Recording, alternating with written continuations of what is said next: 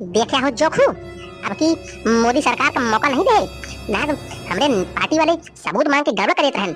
अब की हम पहले समर्थन दे दी, हम कहीं जोर हो देखा जाए। अरे ठीक है, समर्थन दे दिया, लेकिन मनावत रहा दूसरे के युद्ध हो जाए और देश फंस जाए युद्ध में। अब मोदी सरकार गंधा जाए, लेकिन सरकार बहुत चालाकी है। बहुत जाना था कि देश में जो गद्दारे हैं उनका सबक सिखावे का है, और बहरों वाले का सबक सिखा दी मोदी सरकार, और अंदरों वाले के। और जो गद्दार देश में है तो भाई बहुत मनावत है, बहुत खुशी रहन कि युद्ध हो जाए, सब सब अस्त व्यस्त हो जाए। बतावा युद्ध हो के का फायदा हुए। अरे लेकिन लेकिन वेकिन कुछ नहीं देखा। भारत का सेना ऐसा रिलीज कि पाकिस्तान वाले अड़ाई गए नहीं। बतावा हमका लागत है, हम न्यूज में दिखावत रहा कि परमाणु जहां इनके बम रखा था वहाँ कुछ लीक हो गया है। अब बेचारे जो अब लूला लंगड़ा हो जाए लगता है।